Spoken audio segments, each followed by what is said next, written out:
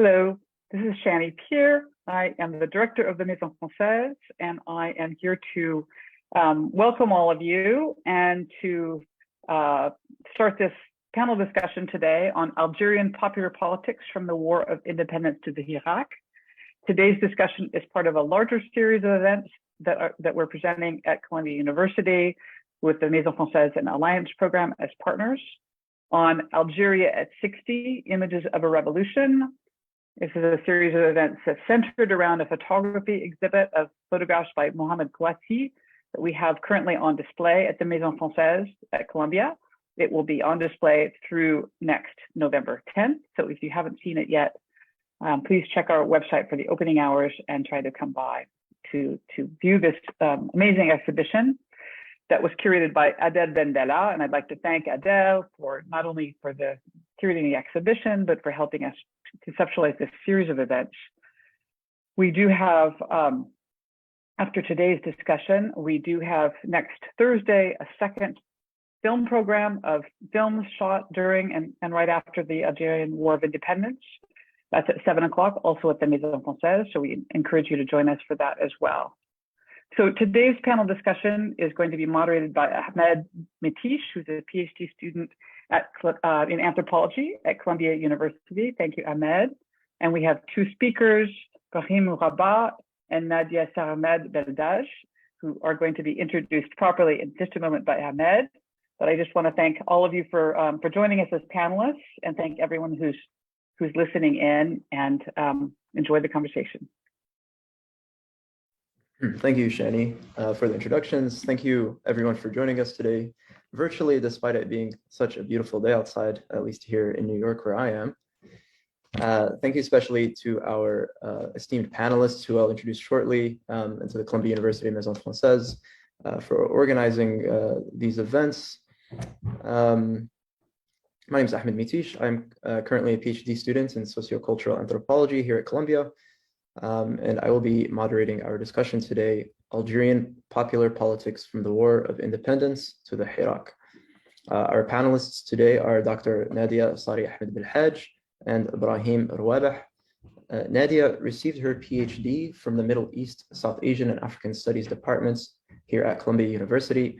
Nadia's dissertation, The Battle of Algiers, Popular Politics of the Algerian Revolution, combined oral history and archival research to examine how ordinary Algerians experienced and shaped the anti-colonial struggle with a focus on the capital, Algiers. Nadia teaches courses on African and Middle Eastern politics and history, Islamic civilization, and political and critical theory at Columbia. Brahim Rouabeh is a PhD candidate in political science at the Graduate Center at the City University of New York. He's also a teaching fellow in the Department of Political Science at Brooklyn College. His research interests revolve around the intersection of decolonial political thoughts, revolutionary social movements, political economy, race, and liberation. Some of his writings have appeared in such publications as The Review of African Political Economy, Middle East Law and Governance, the Frantz Fanon Foundation, and Africa as a Country.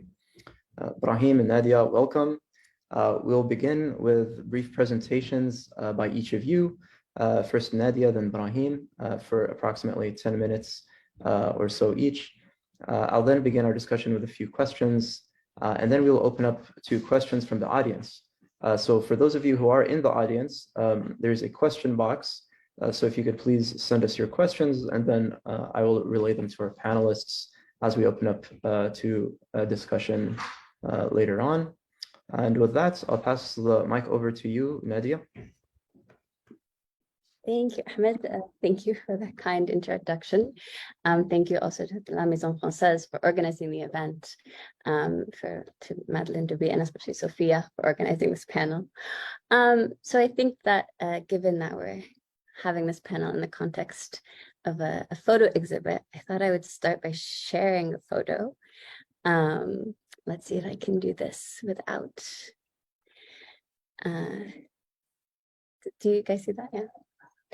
Okay, so this is a photo. It's become quite an iconic photo from the December 1960 protests, which, for those of you who are unfamiliar, were a series of popular protests that sort of swept the country, actually beginning on the 10th of December, actually in some places the 9th of December, that have been described as a sort of diem bien fou moment of the Algerian War of Independence. And so in the course of my research, I actually met the woman who is pictured here on the tops of the shoulders of some of her fellow protesters. Her name is Haria. Here is Haria. She was carrying around the photo with her to our interview. And so I thought I would start by telling a little bit about Haria's story, because I think that it makes for a productive entryway into sort of understanding some of the connections between the War of Independence and the Hirak. So Haria, at the time of the protests, was living in Belcourt, Belwizdad now. She was 16. Before she actually joined the protests, she was working in a bakery owned by a French woman. And her boss's immediate sort of reaction to this protest was to sort of escape to the roof of the bakery, and she took Horia with her.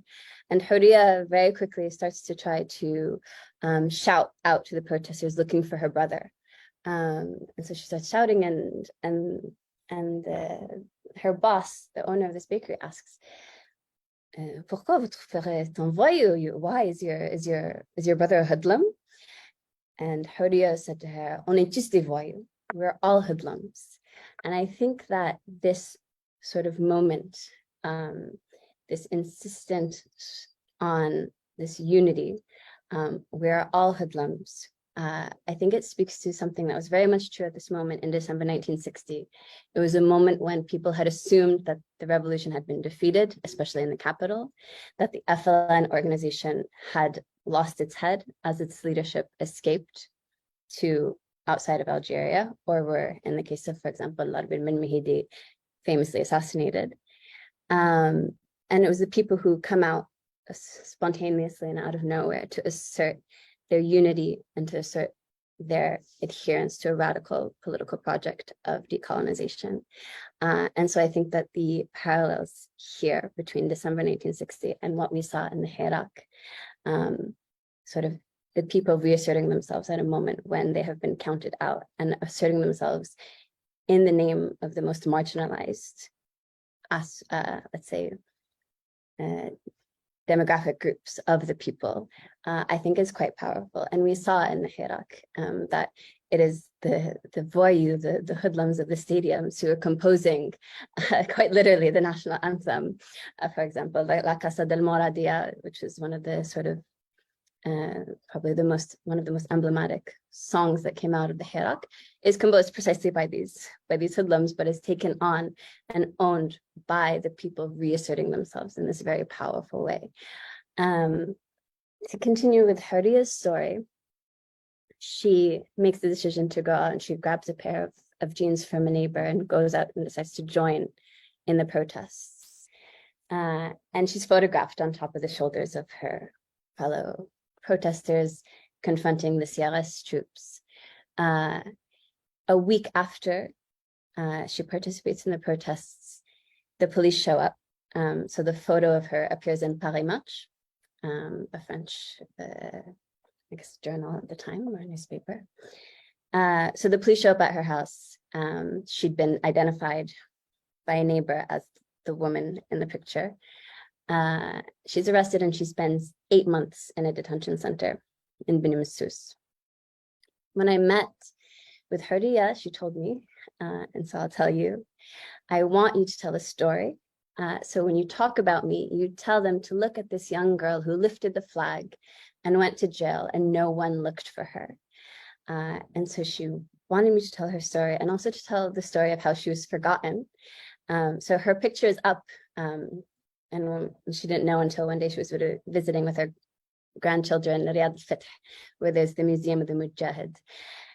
And her granddaughter points out that her picture is up on the walls in this museum. And so the irony of someone who is simultaneously still involved in a fight to gain recognition as a former mujahida, which carries with it certain political and economic benefits in the independent state, but who herself is still suffering economically and is searching for a place in this new independent state that has sort of appropriated, quite literally, her image and put it up in a museum, but has, in all the ways that matter, forgotten about her. I think that it is another way that we can kind of make a connection between the War of Independence and the Hirak, and the way in which the Hirak is trying to reappropriate both the message, the goals, and some of the tactics of the War of Independence. One of the things that I think came out in my interviews with not only Huria, but almost all of the people that I spoke with who had participated in the War of Independence was the sort of distinction between liberation on the one hand, and the sort of establishment and founding of freedom on the other hand. All of them emphasized the disappointments of independence, the incompleteness of decolonization, the failure to establish political freedom or social justice. But at the same time, also insisted on the success and the importance of recognizing the success of the War of Independence and of establishing national sovereignty. Why? I think that this sort of common refrain was that we shouldn't confuse matters, that we can recognize what we did accomplish, and we have to recognize what we did accomplish, because if we, not because we need to sort of set up these wins in a museum and act as if they're all finished and over, but precisely because if we recognize what we accomplished before, we can realize what we are still able to accomplish now. And I think that another sort of constant message was that the struggle still continues. As one of my other interviewers put it, revolution is a continuity. And all of my interviewers who I spoke with, again, most of my interviews I conducted in 2018 before the Hirak started, but many of them I was still in contact with even after the Hirak started. And all of them were very enthusiastic. Huria herself was not in a physical condition to march, but she did wave a flag from her balcony in support. And they see it, and the protesters themselves, the movement itself, explicitly would make reference to the fact that they see this movement as a continuation of an ongoing revolution, an ongoing struggle to decolonize, an ongoing struggle to democratize, to demand social justice and a just distribution of the country's wealth. And so I think that we should take seriously these explicit references in the Hirak, whether it's singing Minjibelinas or other nationalist anthems during the protests, or the many slogans they've sold it, they sold us out, Ali, referring to Ali Lapointe, or any of the other number of heroes of the revolution who are evoked precisely in a sort of calling to a reappropriation of the War of Independence, its goals, its heroes. Un seul héros, le peuple, I think one sole hero, the people, also made a big comeback in a big way during the Hirak. And I think that it's also, and this will be, I think, my last point before I stop talking. I think that it's also, I think, important to also sort of recognize or pay attention to the ways in which the presence of the past changes, and the story and the narrative about the War of Independence that I think you see being asserted in the Hirak is not one of a sort of revolution by professional revolutionaries in uniform. It is a story of the War of Independence that centers precisely events like December 1960, that centers the people as a political subject, making these radical political, economic, social demands, and insisting on their unity in doing so. So I think I'll stop there. Great, thank you. And Brahim, if you'd like to start, and then. Yeah, thank you, Ahmed, for the invitation, and thank you to all the organizers, those who are seen and those who are behind the scenes, for making this webinar possible.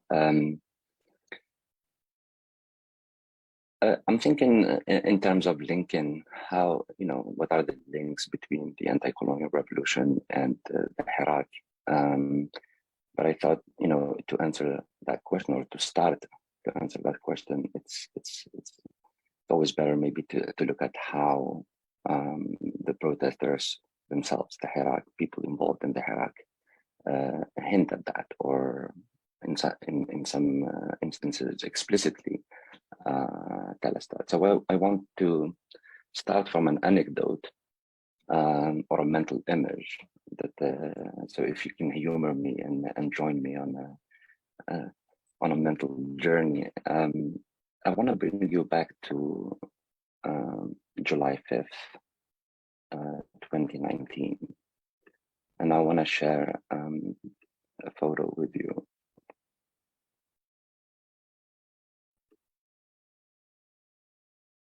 So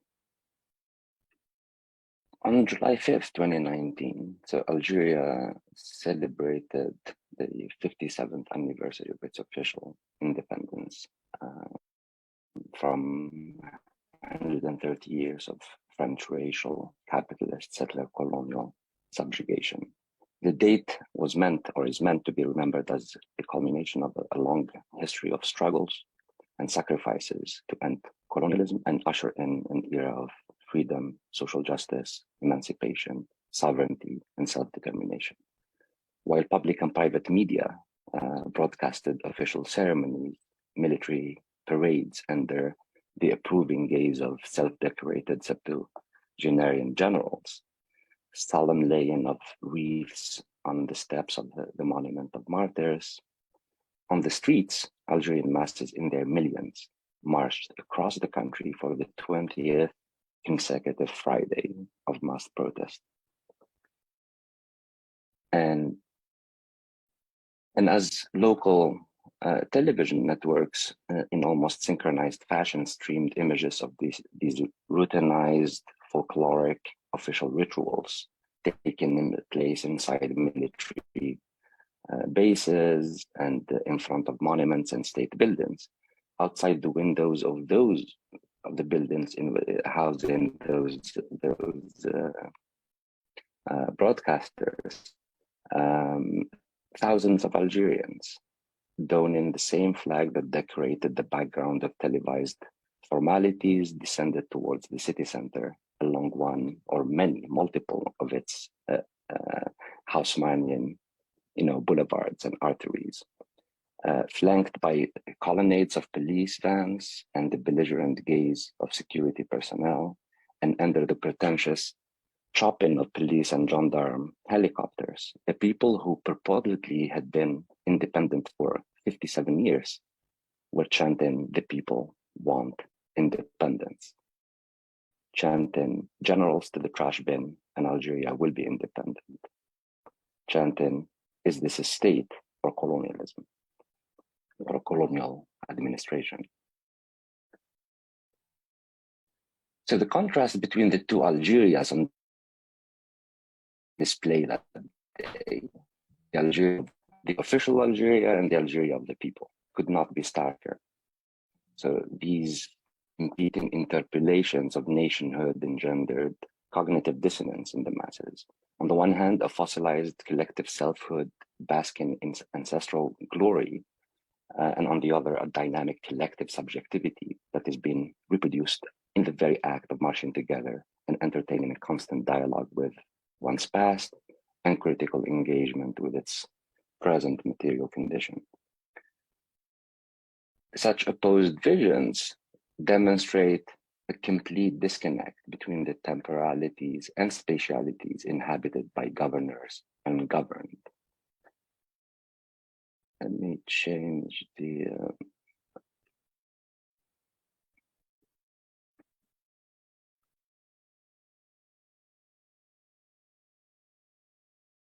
So the struggle for freedom from colonialism, as far as the ruling or the governors of Algeria are concerned, ended on the day natives replaced French European settler colonial administrators and military personnel. A train that arrived at its station in 1962, it is a thing of the past, a thing on which one dutifully lays a wreath and speaks of in the past simple tense. For the masses on the streets, however, the struggle for freedom from colonial subjugation is an ongoing process, one spoken of in a past continuous or progressive tense, a thing of the present. It's breathing, it's alive. The interaction of the masses with their ancestral struggles does not obey the rules and rituals of a somber visit to the graveyard, but rather those of a breathing, intimate, and deliberative relationship of camaraderie, companionship, and counsel. Martyrs and revolutionaries, through their photos and utterances, are brought to life. They are made to march with and speak alongside the people.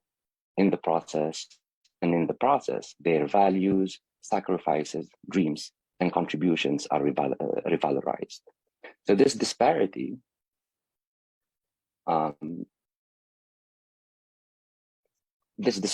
in the ways of relating to time, to history, to the past, the purposes for which they are harnessed for acting in the present and imagining and building a future, seems to insinuate that while the ruling class inhabits a temporality of a post-colony, the consciousness of the masses insists on the continued coloniality of the post-colony.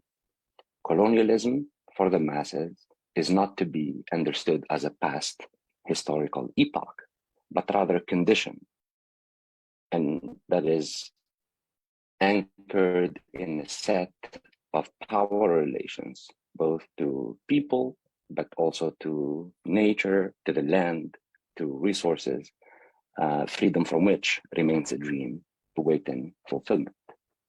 So the very meaning of given to freedom, emancipation, popular sovereignty, social justice that had once formed the bedrock of the anti-colonial struggle is what is at stake. So as far as the masses are concerned, the reduction of freedom from colonialism to formal political independence and de jure state sovereignty has neither been truly concretized, nor can it be accepted as a substitute for human freedom and dignity.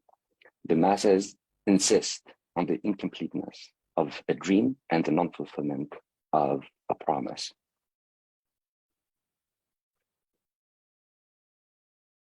So,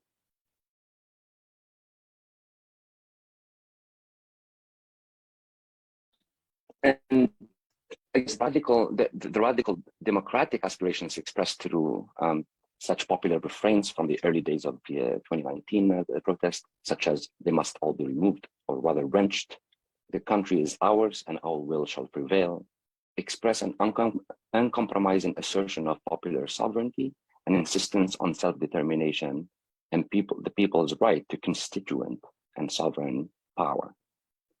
The very things that both settler colonial presence and the post-colonial nation state have denied Algerians. Further elaborating the demands, identifying the logic undergirding this coloniality is provided in the refrains touching on the relationship between the voraciousness of global kleptocracy, oligarchic rule in Algeria, and the militarism that accompany them, thus directing our attention to an analysis of a world system based on an insatiable extractivism, devouring humans and nature, and the coercive militarism that ensures its enforcement. In short, the concerns expressed invite us to think on a global scale about the relationship between ecology, capitalism, violence, coloniality, and human freedom. So,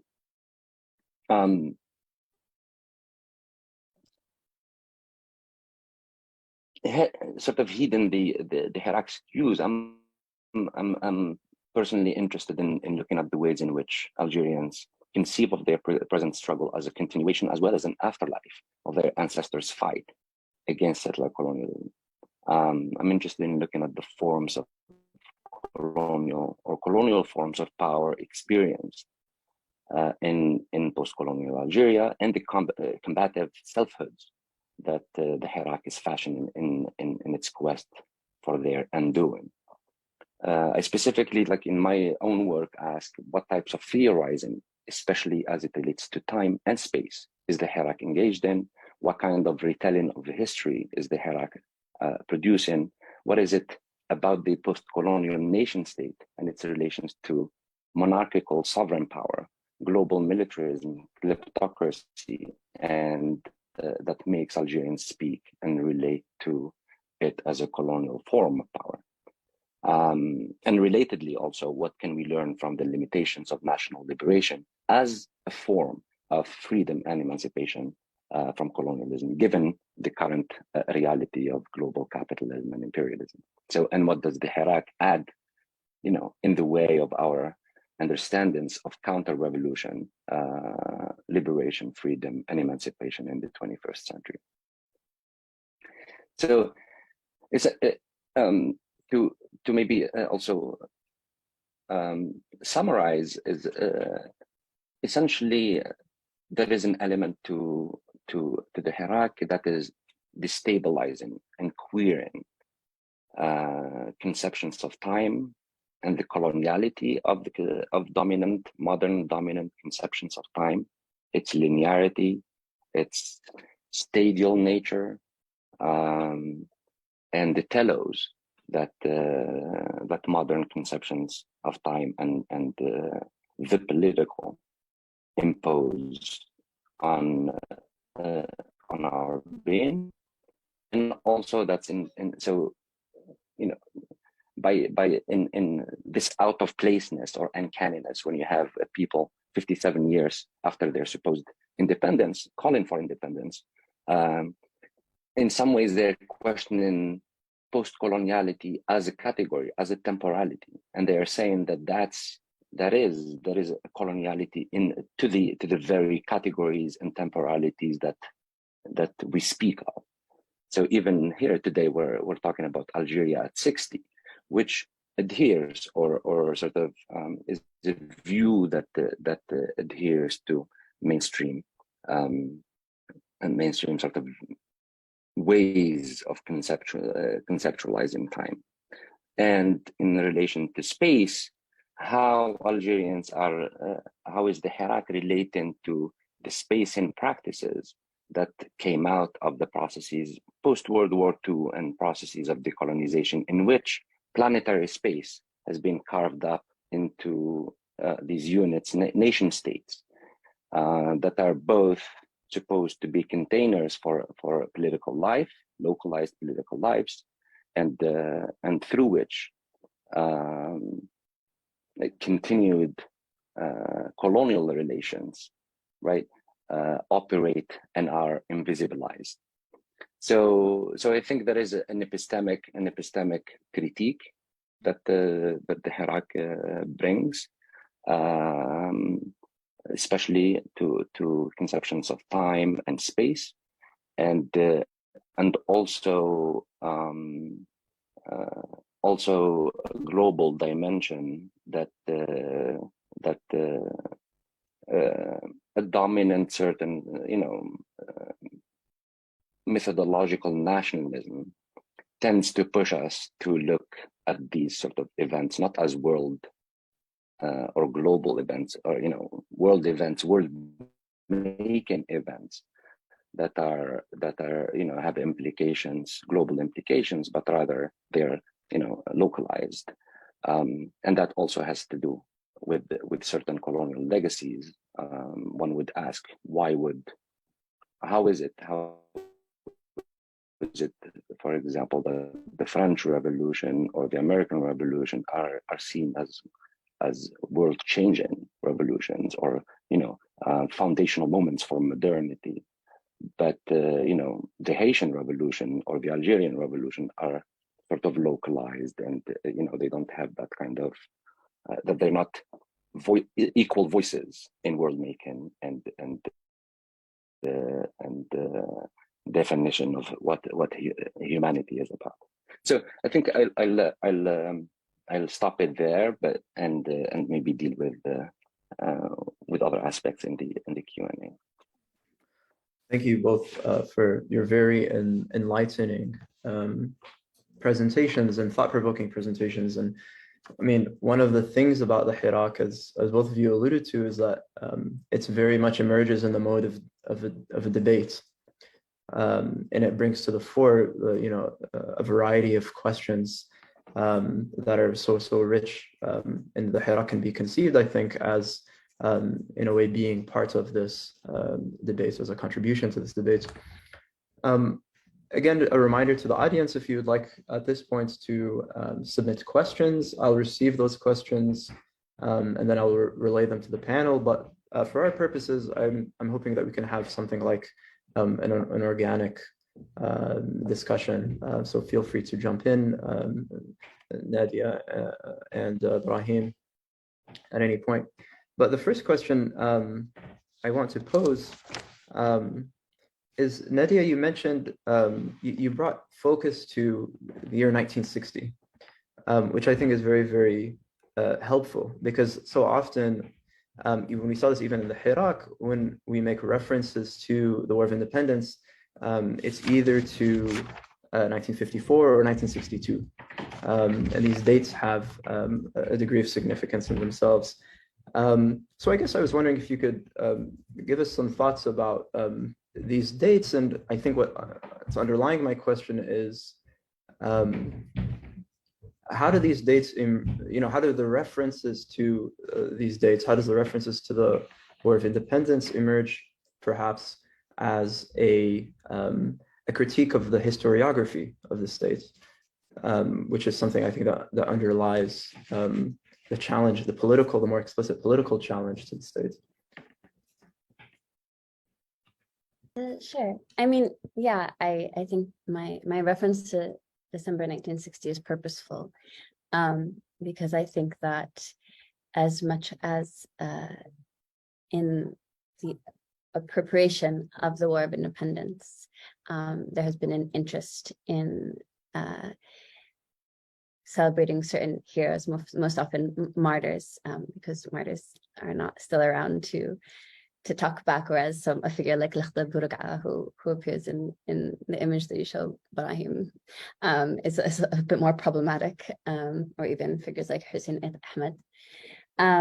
I think it also just sort of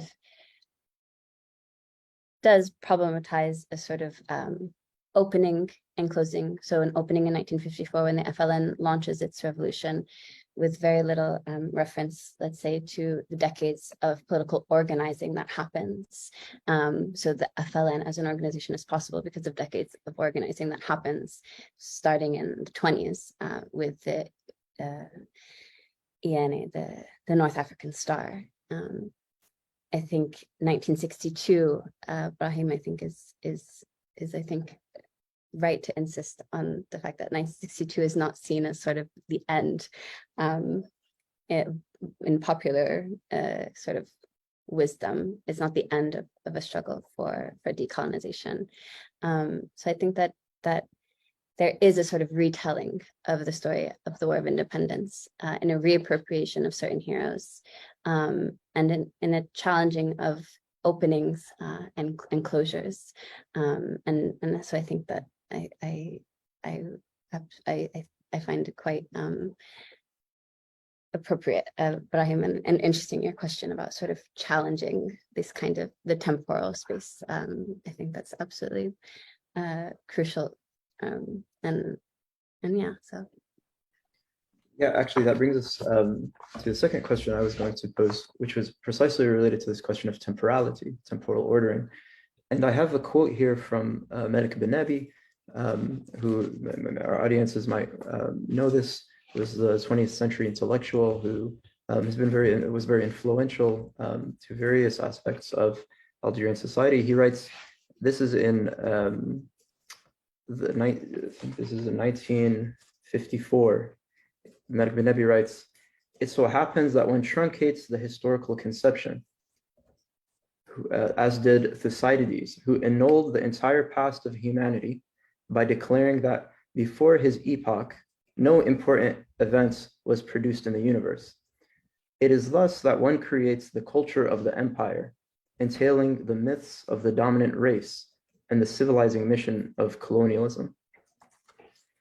So I think the Nabi here is engaging in this precisely this type of the critique of colonial modernity, this notion of a linear progressivist time that culminates in colonial modernity and the end of history. And the scholar Melika Raher, for example, she describes how after 1962, the Algerian nationalist narrative produces the impossibility of history. So in Algeria, after 1962, the history ends. There is no history after that, actually. So yeah, I mean, if you could maybe elaborate on that notion and share your thoughts on this very, very pertinent question.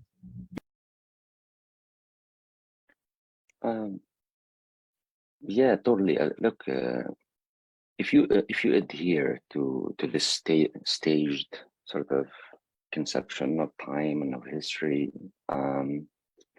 and also that history is about ruptures and breaks, right? Then 1962, that's it. Algeria is fully sovereign, independent. Algerians are free. France is no longer a colonial empire. And that has ramifications in terms of what it continues to invisibilize, right? There was an event 2 days ago in which one of the presenters, talked about sort of the continued nuclear testing that was happening in Algeria. So in some ways, Algeria is the only country that after its independence kept being received 19 nuclear bombardments. So that also and the continuation sort of that the coloniality of the earth, right? It's in the earth, it's in the air, it's in the radiation, and it's in people's lived. So if you adhere to that kind of temporal ordering, then post-coloniality, but then what you have is a temporality of development. Then you move from and those are temporalities that are produced in academic disciplines. They're not, those are not popular ways of imagining or thinking about time. So it's a development, the developmental state, the neoliberal sort of counter-revolution, and then these discourses of failures. Oh, the post-colonial states have failed it produces a particular narrative that you can't, in some ways, you can't not produce that kind of narrative. It's in the DNA, it's baked in, right? But I think what is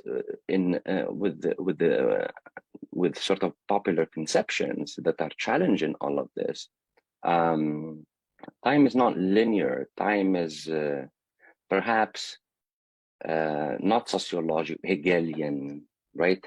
Hegelian, time conceptions, right? But rather maybe more like psychoanalytic, right? Where time in the subconscious or in the dreams there is this interpenetrability, intertwinement. When you have people chanting Awali Ammara, talking about Ali Lapointe, Bledi fi Donji, right? My country is in danger, and we will continue the Battle of Algiers. So the temporalities are sort of interwoven. Those people were in 2019, for example, on the streets chanting, but their lived experience is one of Algiers in 56, right? So there is this time and time conceptions are fluid. They are intertwined. They fuse into one another. And there was a video, like a mobilizational video that was used a couple of years ago. If you'd like, I could share it with you. That captures this interpenetrability and this intertwinement of time through through imagery so if you don't mind, I'll share that with you, especially in the spirit of this being related to visual culture and let me see if I can get that. Just while you're looking for that, Brian, I think Yeah. it is actually precisely, I mean, the problem of this periodization, it's really a problem for, you know, those of us in academia. It's a problem that we have in the way that we write history, because if you do pay attention to popular narratives, this is not how people think, and especially, I mean, if you, I mean, the example of these oral histories, or you talk to people who lived through the revolution and were around before the revolution started, this is not a problem that they have. They don't have a trouble sort of, I think also another thing that you hear is this sort of, when you talk about Algeria, you have to talk about the conflict between generations, which is this sort of strange way of breaking down the population into these categories that don't actually have any real meaning when you listen to what people actually think or how they actually talk about the past to the present and its relation to the future. And so Malika Rahal, speaking of Malika Rahal, she has this book about 1962, which I think precisely, it's a popular sort of history of 1962, and the sort of, you know, not just, it doesn't end in July, right? It continues past July 1962 and sort of begins to sort of write, but it's really, I think it's important to understand that this is a matter of sort of this scholarly or academic way of understanding these things, catching up to something that I think popularly is quite, I don't want to say blasé, but it's not necessarily new or groundbreaking. Not to mention the practicality of, I mean, you mentioned the unrecognized Mujahida Huriya coming to the museum at Maqam Shahid and seeing, I mean, this uncanny experience of seeing your image there while you're struggling financially. I mean, this is an incredible, I mean, I think demonstration of what both of you have alluded to. So I think I found the video, and I totally agree, Nadia. That's such a good point about sort of these fetishization of the youth, you know, and all these sort of breakdowns. Oh, the youth, the women, as if you can't be a young person and a woman and have the same, you know, live both simultaneously. But here it is. Let's see. Are you able to see the screen? Yeah. Yes. Yeah. Go ahead. I'm not sure about the. Is there audio yet?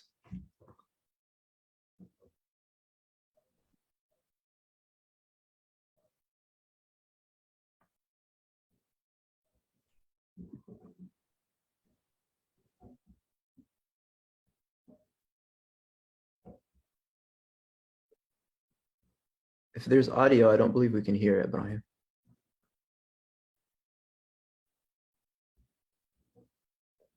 No.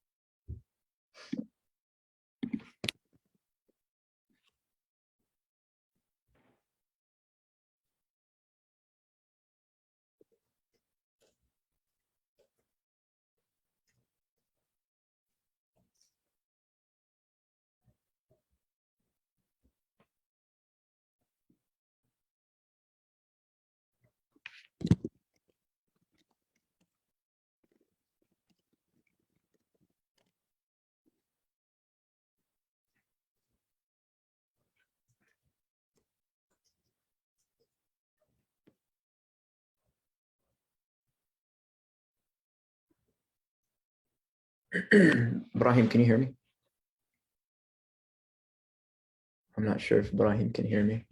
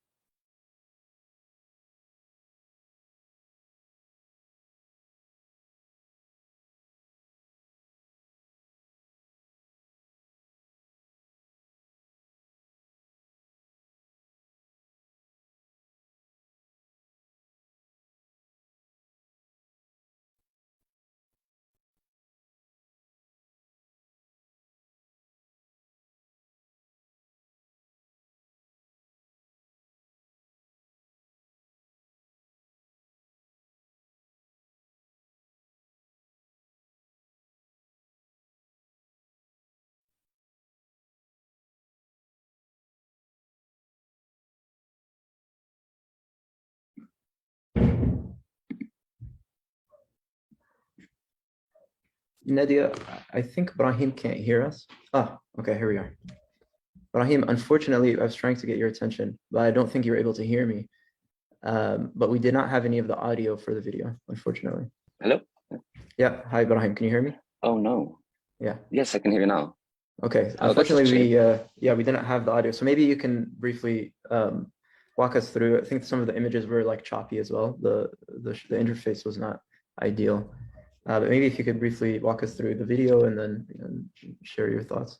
No, it's just about sort of this juxtaposition and fusion of those temporalities where that I think that there were a couple of scenes maybe there is the last scene and then the scene where someone is being driven, taken, walked from the prison, brought to be guillotined, right? And that's at a time when repression after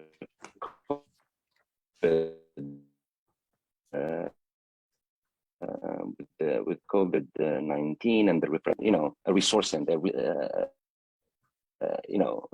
refilling their batteries, remembering that there was a time like that in the 50s where people were being arrested and imprisoned, and there is a message, not again to galvanize and to counter the fear that is sought to be instilled. So there is that juxtaposition there, and then the last scene, which unfortunately you didn't have the audio for. It's this juxtaposition of a scene from the Battle of Algiers, where a general or a colonel says to protesters to go home, and what do they want? And the response comes that we want independence, we want our freedom, and that's juxtaposed with the chants, contemporary chants about sort of the people want independence, how it's the same demands, same place in some ways, different temporalities, but the uncanniness of those temporalities, how they fuse, how they interpenetrate, and how the past is not something that is restive, or static, but it's restive. And it makes demands on the present, right, and informs action in the present. Yeah, my apologies. I'm sorry you had to sit through that. So we got some glimpses of the imagery. We have a couple of questions from the audience. We have about 40 minutes left, so I definitely want to give plenty of time to try to address some of these questions. One of the questions that came up, I mean, we talked about sort of the complexity of linearities as well as spatialities that we see in the Hirak. And the reason I say spatialities is because, for example, in the Hirak, we saw people walking with the Amazigh flag. There was actually I was in Algeria in 2019, and I got the chance to attend many of the marches. And on one of the dates, and and so often what happened was the government would issue some sort of decree, some sort of rule, a new rule. And then so on Friday, of course, there was the response. And one of the decrees was that there would be no Amazigh flags at the Hirak protest marches. This was summer of 2019. And so the next Friday, everyone had an Amazigh flag on the balconies. There's people who were doing very clever and creative things, like they would have the colors of the flag, but only using towels, and they would put them on their balcony. So it's like, it's not a flag, but the message was there. We also saw, for example, the Palestinian flag was prominent. And so I mention these because in the same way that the Hirak, I think, is challenging the linearity, or the linearity of like colonial time, there's also in it a challenge to, perhaps more implicit, about the territoriality of the post-colonial nation states. So anyways, I mean, one of the questions was in regards to this, how can we think about the Amazigh movement in relation to the Hirak, for example? I mean, I think that, as you say, you saw during the Hirak that the movement, people were very quick to sort of respond to these sort of tactics by the powers that be, to sort of put up these sort of false red flags, one of them being a sort of supposedly regionalist, separatist aspiration, that somehow the Kabyle in particular, or the Berbers, are trying to somehow responsible for the Hirak, that this was part of a conspiracy. And the next day you have all of the people not only waving the Amazigh flag, but also stating quite clearly, the Kabyle are our brothers. We're all, united. What's uniting us is our fight against you. So I think that there's just a sort of very clear and adept demonstration of both the knowledge that this is a tactic of manipulation and a sort of rejection that, and a refusal to sort of make it an issue, and open defiance also of this sort of ridiculous banning of a flag which was trying to make an issue out of a non-issue, and actually to skirt what people were there to talk about. I don't know, Ibrahim, if you have anything to add on the question of the Kabyle. No, totally. I think the fact what Algerians did that Friday in coming out with the Amazigh flag is to channel the spirit of Hurriya and say we are all hoodlums, right? If you're saying it's the same sort of reaction, right? They say if you are trying to divide and rule, that's not going to work. And in some ways, I think that's what sort of reinforces the movement's insistence on, because these are colonial tactics of divide and rule, and this idea that there were multiple attempts of dividing the movement or rendering the struggle a horizontal one between different sections, of making it identitarian, right? Between different sections of the people, as opposed to be, of its verticality, right? Between the people and those who are oppressing them. And I think the Hirak as a collective diffused all those booby traps, and has demonstrated an incredible sort of political maturity and savviness, to avoid sort of those pitfalls. What they have also, the Hirak has demonstrated is that, or what the powers that be haven't yet understood, is that Algerians, by and large, and to use Plato's allegory of the cave, they left the cave. There is no way, you can't just bring them back into the cave by force and convince them that the shadows on the wall are the real thing. There is no way. So it's too late. There is no, this is irreversible. It may take time. It will have ebbs and flows. It will have ups and downs, but it'll come. The wheel of history cannot be stopped. Yeah, absolutely. That relates to there was another question here about sort of course, as we know, the Hirak was basically stalled during the COVID pandemic. And this was very much coming out of the crowds. I mean, people were seeing this as a opportunity for civic responsibility. And the second anniversary of the Hirak, when people went back out onto the streets, it didn't take very long for the regime to respond with a very harsh resistance. What's the word? Just clamping down on the protests. So one of the questions is, what is the afterlife of the Hirak now, if we can call it that, or how can we think about the Hirak now in 2022? What form has the Hirak taken, if it has continued?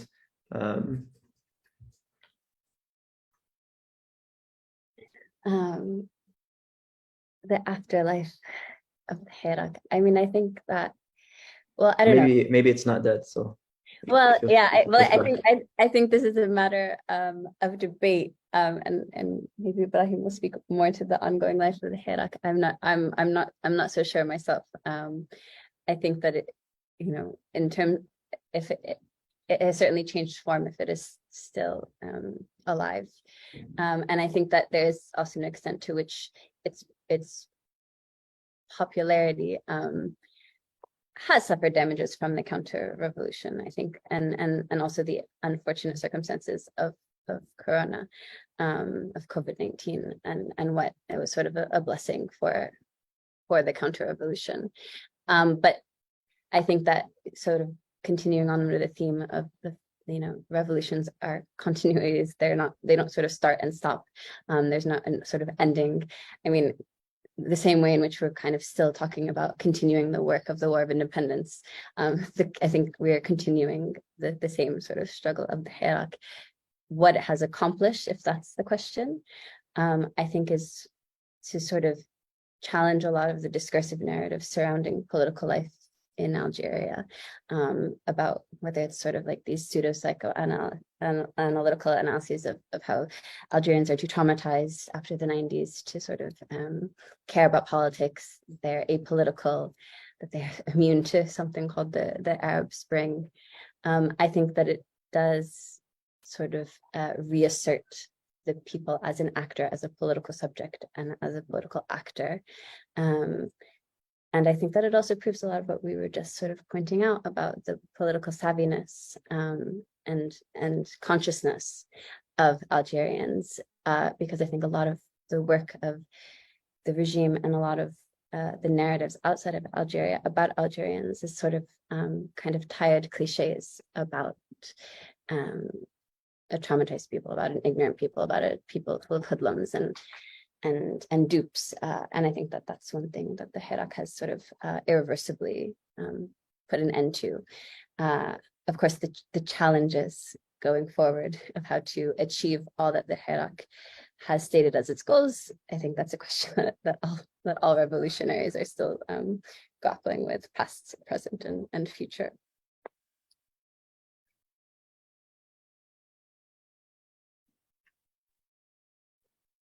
I agree. I really agree that if you depending on what one sees the Hirak as, if the Hirak is defined as protests, like being on the street, then yeah, one could start talking about afterlives.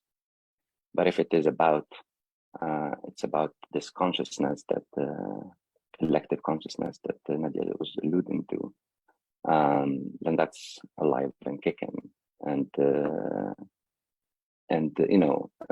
it continues in other ways, in the sense that Algerians are organizing, Algerians are talking to one another, they are meeting, they are discussing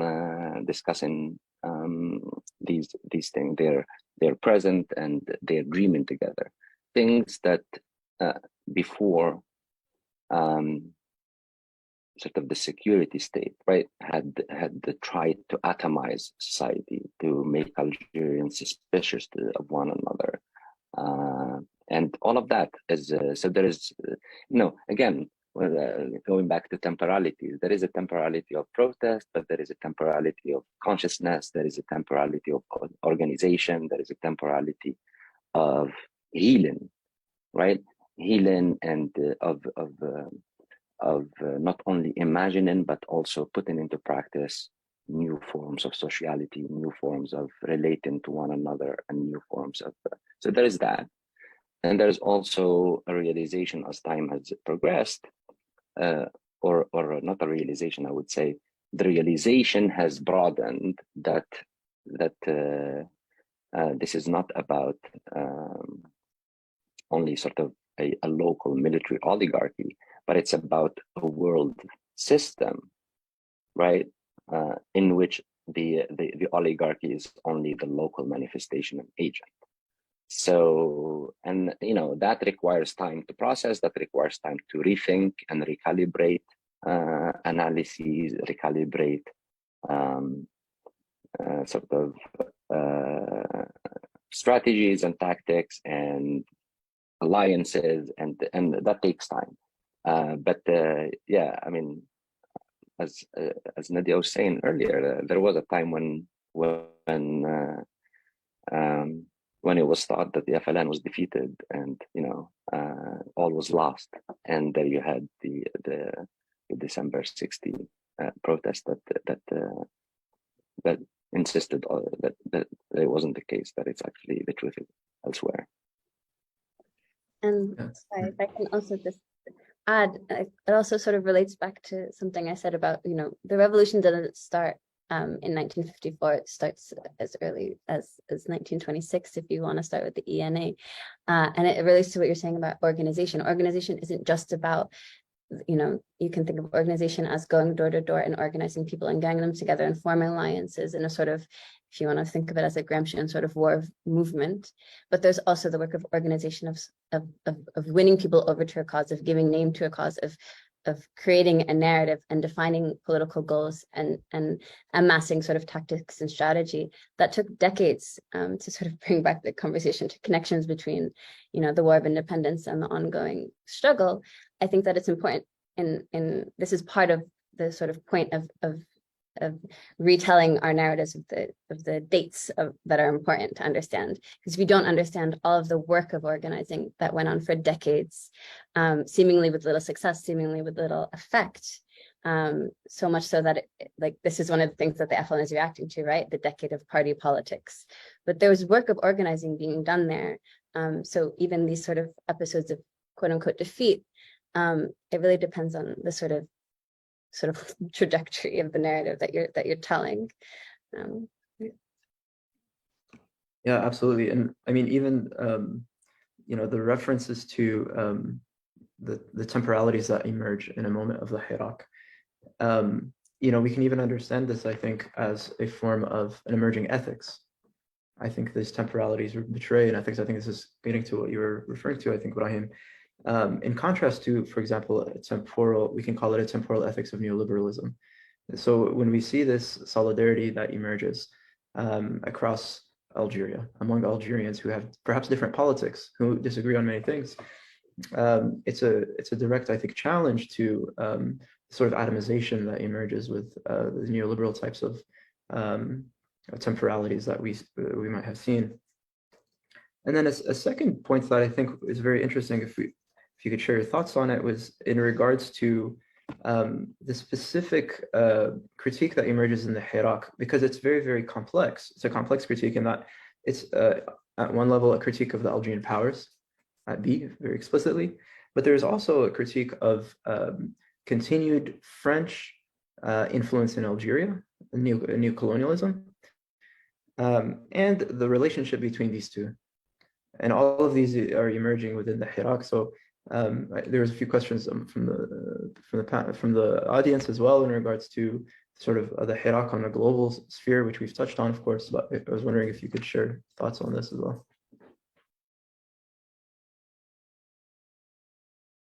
Go ahead, Brahim, if you want to start. Look, that's the thing. That's what I was trying to say, that we shouldn't fall into methodological nationalism and really think with the people, what are people who are engaged in the Iraq, what do they understand themselves to be doing, right? And the scale of what they are doing and the struggle that they are involved in. So it's I think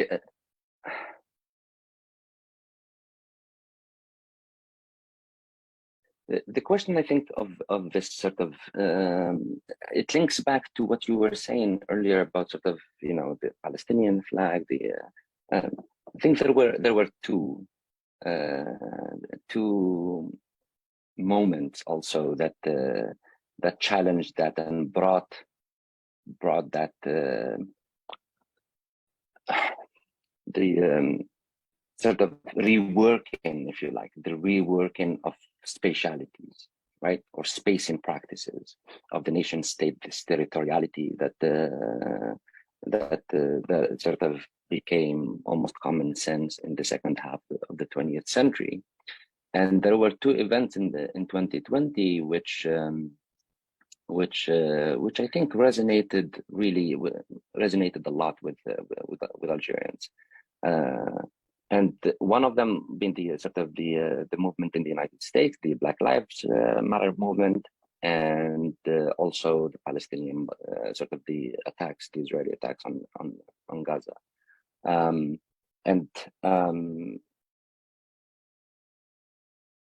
So I think the Iraq, again, if you look at sort of cultural production, right? What kind of affective geographies, what kind of imagined geographies, as Said would call it, are being called into being, right? And with that, we see here in this photo, and through these everyday artifacts, right? Not necessarily works of art, but by established artists, but by, you know, regular sort of protesters. So we have this photo here with the knee in military fatigues, choke in Algeria, you know, and the reference there is to the choking of a black man on the streets of the United States. And where it says at the bottom, "I can't breathe, you are killing me." So you see these affective solidarities that are being expressed, and through them, spaces or the spatial limitations, right, of the nation state, post-colonial nation states, are reworked and pushed in different. There was another one with this is in relation to sort of the lack of oxygen during COVID, right? With the caption saying, "Well, I can't breathe." You can read that, but the translation of the bottom, it says, "For those in pain, oxygen is to be found nowhere, but for those who speak up, tear gas is everywhere." So all these, you know, so at the same time that affective sort of spatialities are being in almost performative acts are being called in forth, also a critique of resource allocation, of the security state, of, you know, state retraction. What is the state there for? Is the state there to maintain private interests, both domestic and international, and to police and imprison the population, or is the state there to be at the service of the people? So yeah, I don't know if that sort of touches on that question, but And I think, I mean, you can see this as sort of also part of the reappropriation of the discourse of national liberation, that national liberation is about decolonization, and there are explicit calls to decolonize, that we still need to decolonize from France and the other world powers under the leadership of notably the United States of America. But that national liberation also means it's sort of a position from which to fight for a sort of international global solidarity of human emancipation in a sort of Fanonian tradition that can sort of make these sort of statements against French intervention, but that doesn't thereby sort of lead to the conclusion that Algerians are somehow isolated or nationalist or have these kind of parochial interests, that you can have a fight for national liberation that is not chauvinist. And I think that is something that Algerians popularly understand, that once again, probably a lot of smart academics have a harder time grappling with. So yeah, I think it's shown both through the evocation of the Kabyle flag and through the evocation of the Palestinian flag, that alongside the Algerian flag, like these are not things that contradict each other, and on the contrary, we're all sort of fighting the same fight from where we stand. Let's see, we have about 17 minutes left. One of the questions that came up, I counted 5 times from the audience, was in regards to the Dark Decade. And so people want to know, how can we understand the Dark Decade in relation to the Hirak protests?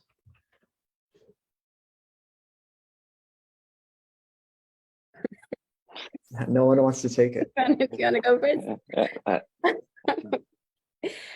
I mean, go ahead, Nadia.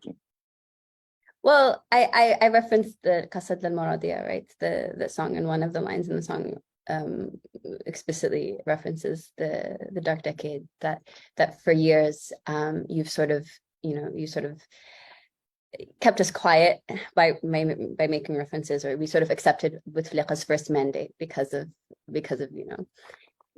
your manipulation of the memory and the trauma of the Dark Decade, and a sort of rejection that this will any longer sort of be an effective tool to sort of clamp down on political expression.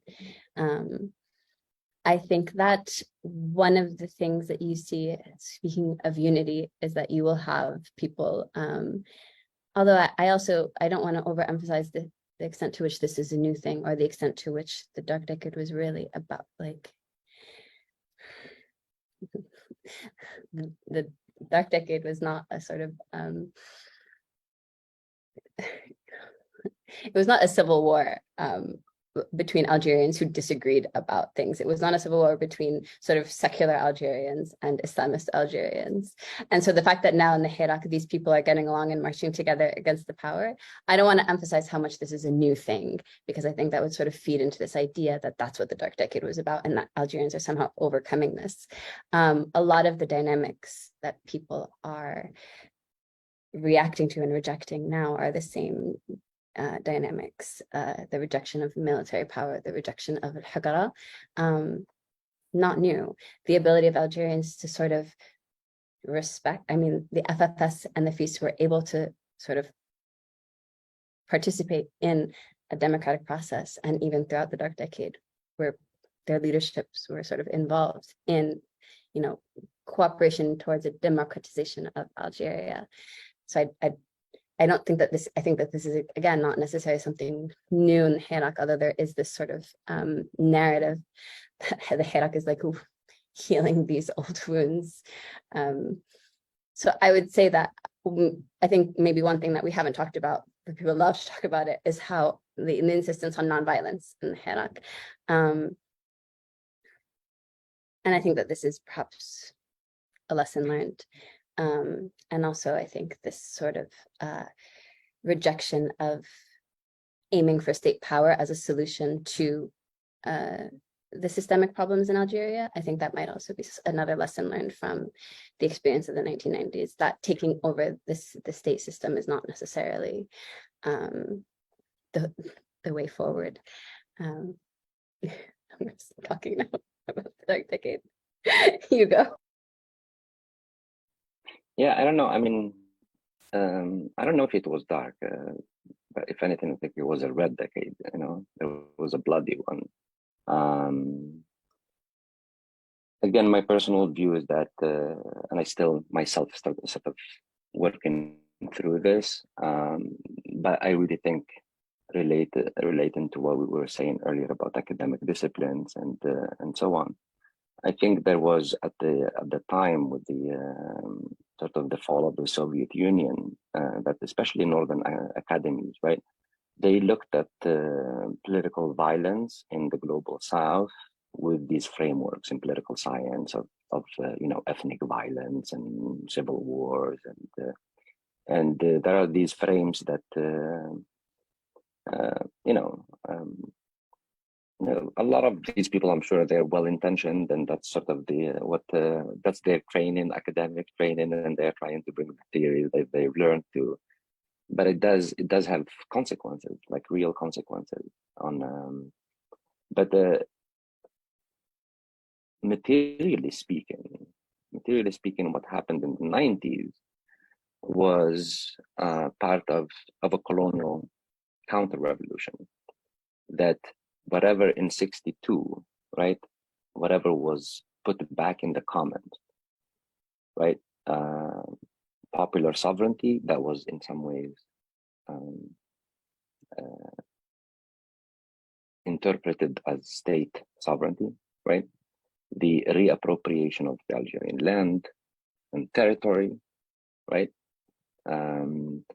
which was then nationalized, wasn't in the hands of the people, but whatever that the commons, right, what the anti-colonial movement recommened or put back in the commons was then privatized, right?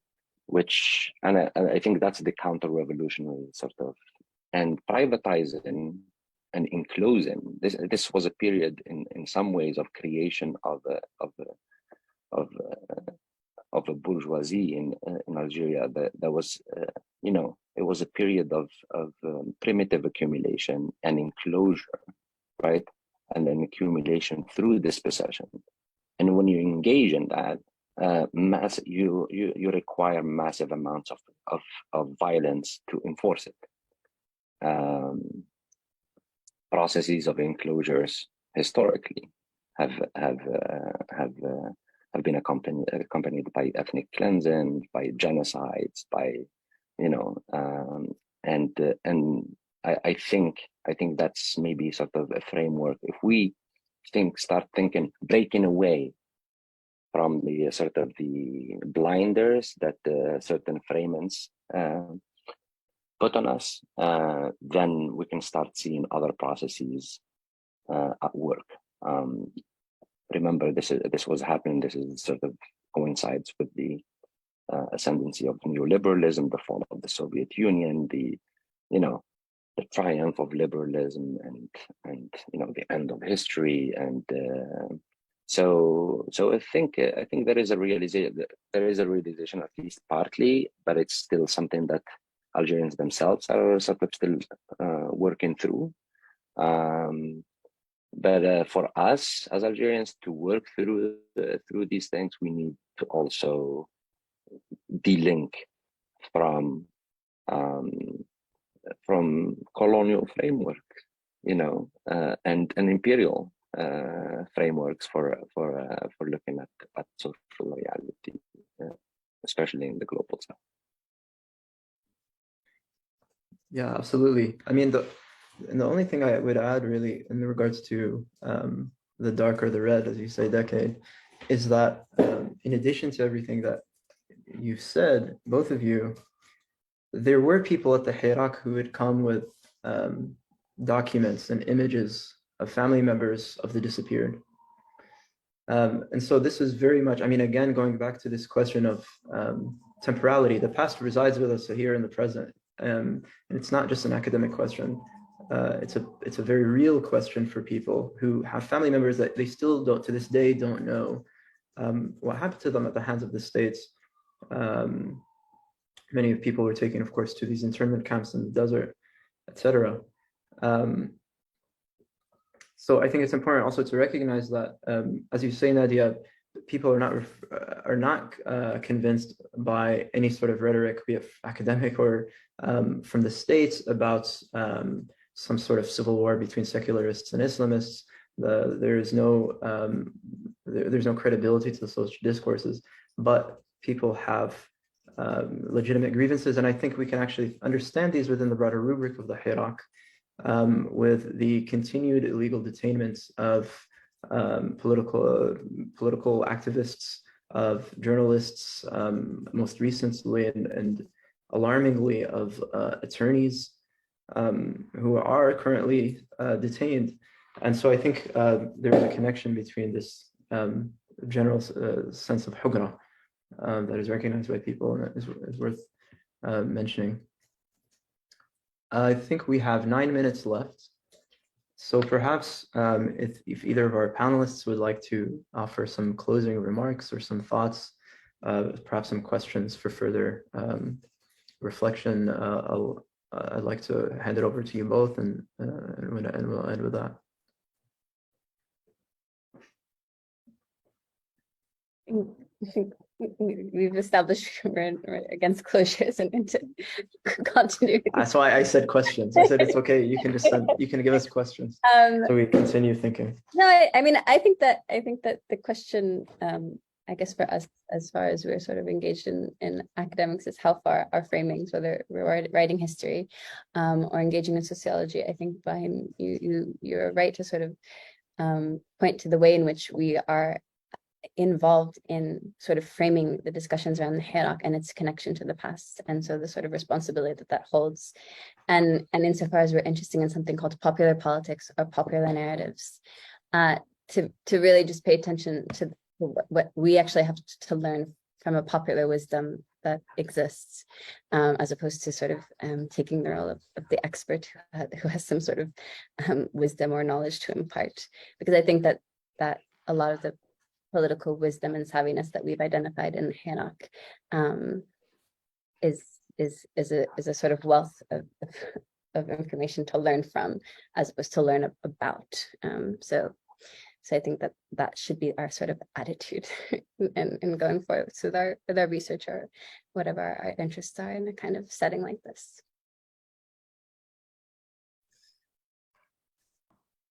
Yeah, I totally agree, and I really think that there is, we need to take sort of the mass action and people's engagement in as theory in action, right? That it's not theory or political theory, or it's not something that is necessarily produced in the academies and universities and so on and so forth, and sort of have this extractivist, which is itself colonial, relationship to the subjects one sort of studies, right? That you go and sit there. What's the difference between taking, minerals or hydrocarbons from the land, or taking information from native informants to then construct a theory and make a career out of it, right?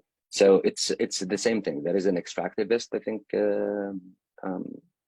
attitude to knowledge production, and the way that it does, by and large, still has fossilized coloniality in it, and the challenge, at least for myself, is how not to reproduce that, and to, as an aspiring academic, is how to not to have this attitude of expertise, but rather that what I study, right, is like participating in a piece, in a band, in a piece of music, right, where you're adding a sound, right, to make that melody that others are making sounds. The movement is making sound, and methodologically, it's adding a sound to that to make it legible. So yeah. That was a very apt metaphor, I think, to end with a discussion on what was very musical. We didn't touch on this too much. Protests of the Hirak in a very happy. I think at some point people were referring to this as the Revolution of Smiles, which is part of the I think the revolutionary aspects of the Hirak, the ethos that it brought with it. Thank you both, Brahim. Thank you, Nadia, for your time, for your fascinating discussion and conversation. As we have said, we hope this is a conversation that continues in the spirit of the Hirak and the spirit of continuities. Thank you again to the hosts. Thank you to everyone who is patiently with us in the audience and for your excellent questions. And it's been a wonderful conversation. Shani, I don't know if you have any closing comments. That's a no. Yeah, okay. If not, thank you all once again. And this has been a wonderful conversation, and have a good rest of your day. Thank you so much.